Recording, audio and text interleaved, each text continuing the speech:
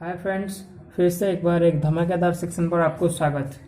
अब तक हम पूरे 40 डिफरेंट कॉन्सेप्ट के एरर कर चुके हैं। आज हम और एक स्टेप आगे लेके रूल नंबर 50 तक हम कंप्लीट करने वाले हैं। तो फिर आज एक पूरी एडवांस लेवल की क्वेश्चन है और अच्छे अच्छे कॉन्सेप्ट भी मिलने वाला है। तो आप वीडियो को पूरे बिल्कुल ध्यान दे के एंड तक देखें ताकि कोई भी कॉन्सेप्ट आपकी छूटे नहीं। तो फिर ठीक है फ्रेंड्स, आज के वीडियो शुरू करते हैं। जैसे कि आप देखे होंगे यहाँ पर लिखा है एपिसोड 5, यानी अब तक हम पूरे एपिसोड 4 को कंप्लीट कर चुके हैं। उसमें जो हमारे प्लेलिस्ट है यहाँ पर आप देख सकते हो पूरे वीडियो। और जैसे कि यहाँ पर लिखा है mission 1000 plus grammar rules meaning, हम पूरे 1000 डिफरेंट न्यू कॉन्सेप्ट वाले ग्रामर को यहाँ पर डिस्कस करने वाले हैं।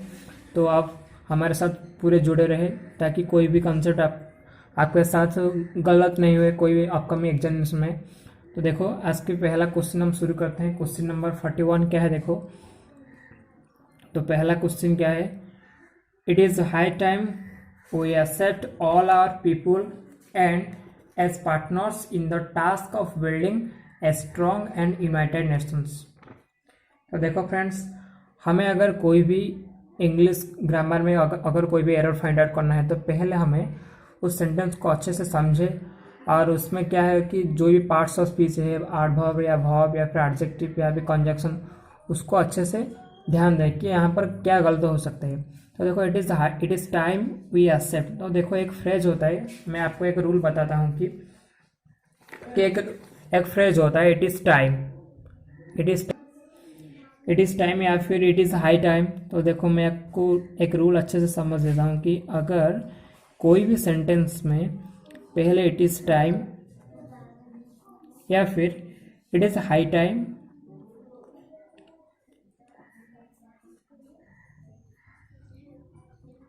या फिर इट इज़ अबाउट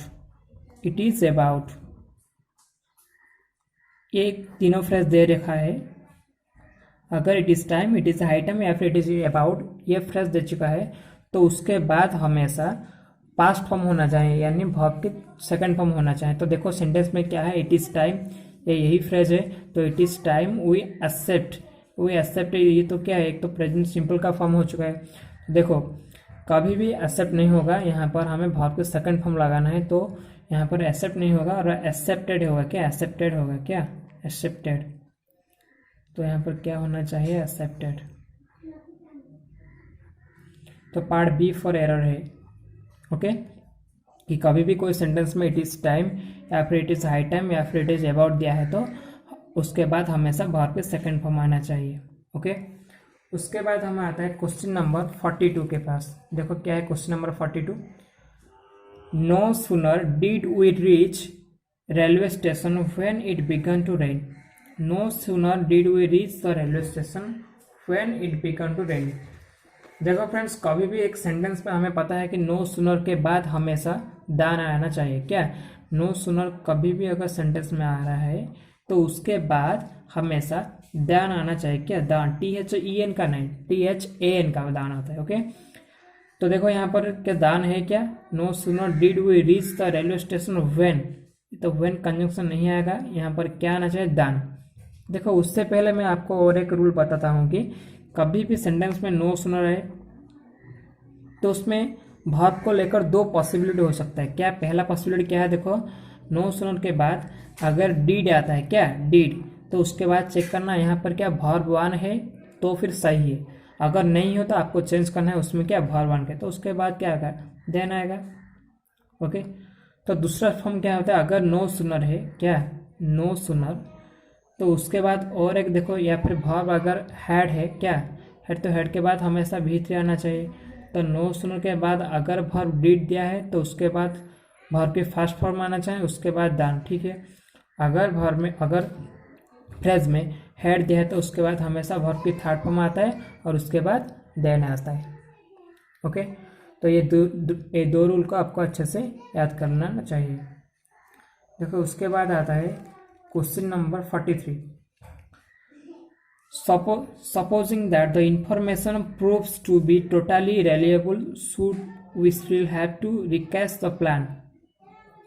फिर से पढ़े, supposing that the information proves to be totally reliable should we still have to recast the plan. देखो फ्रेंड्स, क्या होता है कि हमें तो कुछ मॉडल पता है, जैसे कि will, would, should, shall, can, could, may, might और टू, डेर, ये सब सारे पता है। लेकिन और एक भी मॉडल होता है जैसे कि हैव टू। क्या हैव टू, ये भी एक मॉडल है। तो देखो, हमें एक रूल को याद करना है कि कभी भी एक सेंटेंस में दो मॉडल नहीं आ सकता है। ओके, ध्यान से सुने कि कभी भी एक सेंटेंस में दो मॉडल नहीं आ सकता है। तो देखो यहाँ पर क्या है कि शुड एक तो मॉडल है, उसके बाद हैव टू भी एक मॉडल है। समझ लिया आप, कभी भी एक सेंटेंस में दो मॉडल नहीं आते, तो यहाँ पर हैव टू नहीं आएगा। हैव टू को हमें यहाँ पर रिमूव करना है। तो पार्ट सी पर आ रहा है, तो सेंटेंस क्या होगा, supposing that the information proves to be totally reliable should we still recast the plan. Okay, तो कभी भी एक सेंटेंस में दो मॉडल का यूज नहीं हो सकता है। ओके फ्रेंड्स, तो क्वेश्चन नंबर 43 कंप्लीट हो गया। क्वेश्चन नंबर 44 देखो,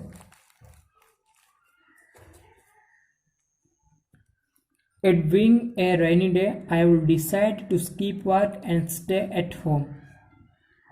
It being a rainy day, I will decide to skip work and stay at home. तो देखो फ्रेंड्स, तो यहाँ पर क्या हो सकता है, एरर क्या कहाँ पर हो सकता है। देखो, it bring a rainy day, इसमें तो कोई गलत नहीं दिखाई देता है। तो देखो, it bring a rainy day, I will decide to skip work. देखो, अगर एक सेंटेंस कभी भी इट ब्रिंग के साथ शुरू होता है तो उसके बाद जो सेंटेंस आता है ना, वो हमेशा पास्ट फॉर्म में होना चाहिए। तो वो कभी भी फ्यूचर टेंस नहीं हो सकता है। तो it being a rainy day, it I will, तो यहाँ पर विल नहीं होगा, तो हमें यहाँ पर लिखना है आई हैव। क्या, आई हैव। तो हैव के बाद हमेशा वर्ब की थर्ड फॉर्म आता है, तो यहाँ पर लिखेंगे हम डिसाइड का थर्ड फॉर्म क्या होगा, डिसाइडेड। तो देखो, सेंटेंस क्या होगा, it being a rainy day, I have decided to skip work and stay at home. तो आपको यहाँ पर क्या ध्यान देना है कि कभी भी एक सेंटेंस अगर इट बीइंग के साथ शुरुआत होती है तो उसके बाद हमेशा प्रेजेंट फॉर्म आएगा और प्रेजेंट परफेक्ट का फॉर्म आना चाहिए यहाँ पर। ओके, उसके बाद क्वेश्चन नंबर 45 क्या है, देखो, another baffling challenge that I noticed in him nowadays is that he avoids speaking to me.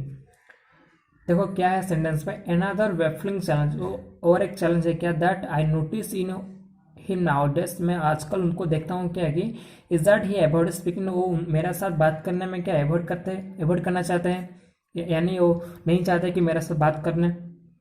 तो देखो ऐसे में क्या हो सकता है, nowadays मीनिंग क्या होगा कि अब वो नहीं चाहते कि मेरे साथ बात करें। तो अब का मतलब क्या है, वो प्रेजेंट का फॉर्म ही होता है, कभी भी पास्ट नहीं हो सकता है। तो यहाँ पर लिखा है, देखो नोटिस लिखा है, क्या नोटिस। तो नोटिस तो पास्ट की फॉर्म होता है ना। तो अगर कोई भी सेंटेंस में नाउडेज का मीनिंग दिखाई देता है आपको, तो यहाँ पर कभी भी पास्ट फॉर्म नहीं हो सकता है। यहाँ पर हमेशा हमें वर्ब के फर्स्ट फॉर्म को लगाना है। तो यहाँ पर नोटिस नहीं होगा, नोटिस होगा। क्या, नोटिस। ओके, उसके बाद हम आते हैं क्वेश्चन नंबर 46 क्या है। देखो, तो क्वेश्चन नंबर 46 क्या है, देखो, because it rained in torrents therefore there were heavy floods. तो टॉरेंट्स पर ज़्यादा से बारिश हुई तो क्या हुआ ना, यहाँ पर फ्लूड आ गया। तो देखो सेंटेंस में क्या है, because it rained in torrents therefore. देखो कभी भी एक सेंटेंस में देयरफॉर एंड बिकॉज नहीं आ सकता एक साथ, क्योंकि उन दोनों का मतलब ही एक है। तो बिकॉज या फिर देयरफॉर एक को ही हमें लाना चाहिए। तो यहाँ पर बिकॉज आ सकते हैं लेकिन देयरफॉर नहीं आना चाहिए। तो यहाँ पर देयरफॉर को हमें रिमूव करना है। ओके, तो एक बार आपको यहाँ पर याद करना है कि कभी भी एक सेंटेंस में बिकॉज और देयरफॉर एक साथ नहीं आ सकता है। ओके, उसके बाद आता है क्वेश्चन नंबर 47। देखो क्वेश्चन नंबर 47 क्या है, although it was hot but Mohan was wearing A woollen suit. Although it was hot but Mohan was wearing A woollen suit. यहाँ पर एक रूल को याद करना है कि कभी भी अगर सेंटेंस ऑल्दो के साथ शुरू होता है, क्या, ऑल्दो, यहाँ पर कहीं भी हो सकता है ऑल्दो, तो ऑल्दो के बाद हमेशा येट आना चाहिए। क्या, येट, उसका कोरिलेटिव कंजक्शन क्या होता है, येट होता है। तो although it was hot but, यहाँ पर बट नहीं आएगा, यहाँ पर येट आना चाहिए। क्या, येट। तो although it was hot yet Mohan was wearing A woollen suit. तो हमें यहाँ पर पार्ट बी पर एरर मिल गया। ओके, उसके बाद आता है हम क्वेश्चन नंबर 48 के साथ। देखो क्या है question number 48, if he will apologise he will be excuse. अगर उसने अपोलाइज किया तो उसको एक्सक्यूज किया जा सकता है। तो देखो यहाँ पर क्या होता है कि दो एक्शन फ्यूचर टाइम में है, दो एक्शन है क्या पर फ्यूचर एक्शन में है। तो ऐसे अगर कोई भी सेंटेंस मिलती है तो आपको देखना है कि प्रिंसिपल क्लॉज कौन सा है और सबऑर्डिनेट क्लॉज कौन सी है। तो देखिए यहाँ पर जो भी प्रिंसिपल क्लॉज होगा उसे हमें फ्यूचर इंडेफिनाइट में करना होगा। ओके, क्या फ्यूचर हमें यहाँ पर देखना है कौन सी प्रिंसिपल क्लॉज है और कौन सी सबऑर्डिनेट क्लॉज है। तो देखो यहाँ पर क्या हो जाएगा, इफ ही विल अपोलाइज को गलत हो जाएगा, तो हमें यहाँ पर लिखना है if he apologises, he apologise will cancel हो जाएगा या रिमूव हो जाएगा। तो हमें यहाँ पर लिखना है इफ ही अपोलाइजेस। ओके, तो पार्ट ए फॉर एरर।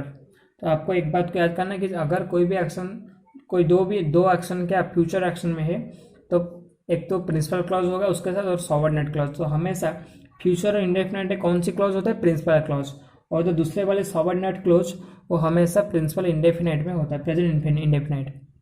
और प्रेजेंट इंडेफिनाइट हो गया क्योंकि वो सबऑर्डिनेट क्लॉज था, उसके साथ वो डिपेंड कर रहा था दूसरे सेंटेंस के साथ। ओके, तो उसके बाद आता है क्वेश्चन नंबर 49। देखो क्वेश्चन नंबर 49 क्या है, the chief as well as the villagers have agreed to the proposal. The chief as well as the villagers have agreed to the proposal. देखो कभी भी एक सेंटेंस में एक कंजंक्शन जैसे कि एज वेल एज, क्या एज वेल एज कोई भी दो नाउन को जुड़ता है। तो अगर यहाँ पर एक नाउन 1 हो गया उसके साथ एक नाउन 2 हो गया, तो उसके बाद जो भी भाव आएगा वो नाउन 2 के अकॉर्डिंग आ सकता है, नहीं, वो हमेशा नाउन 1 के अकॉर्डिंग आएगा। ओके, अगर कोई भी दो नाउन एज वेल एज के साथ कनेक्टेड हुए तो हमेशा जो भी भाव आएगा वो नाउन 1 के जैसा, वो नाउन 1 को लेकर आएगा। ओके, ठीक है। तो the chief as well as the villagers have agreed to the proposal. But दो नाउन है जैसे कि द चीफ और उसके साथ द विलेजर्स। तो हमें रूल के अकॉर्डिंग क्या देखना है कि पहला नाउन क्या है, द चीफ। द चीफ एक तो सिंगुलर नाउन है तो उसके साथ क्या आना चाहिए कि सिंगुलर वर्ब आना चाहिए। देखो यहाँ पर वर्ब क्या है, the chief as well as the villagers have नहीं हो सकता है, यहाँ पर एक सिंगुलर वर्ब आना चाहिए। तो यहाँ पर हैव नहीं होके हैज होना चाहिए, क्या has. Okay, the chief as well as the villagers has agreed to the proposal. Okay, उसके बाद हम देखते हैं आज के आखिरी क्वेश्चन यानी question number 50। Each of these books are very useful to college students. Each of these books are very useful to college students. देखो फ्रेंड्स, ईच एक होता है डिस्ट्रीब्यूटिव प्रोनाउन, क्या है डिस्ट्रीब्यूटिव प्रोनाउन। ईच होता है एक डिस्ट्रीब्यूटिव प्रोनाउंस जो हमेशा उसके साथ सिंगुलर वर्ब ही लेता है। ओके, तो ईच एक डिस्ट्रीब्यूटिव प्रोनाउन होता है, उसके साथ हमेशा वर्ब की सिंगुलर फॉर्म आता है। तो देखो each of this books are very useful. देखो आर तो गलत हो गया क्योंकि आर तो एक प्लूरल फॉर्म होता है, तो ईच के साथ हमेशा वर्ब की सिंगुलर फॉर्म होता है। तो देखो आर नहीं आएगा यहाँ पर, each. Okay, each of this book is very useful to college students. तो यहाँ पर हम पूरे 50 न्यू एरो डिटेक्शन क्लियर कर चुके हैं और उसके साथ 50 न्यू रूल्स को भी समझ गए हैं पूरे।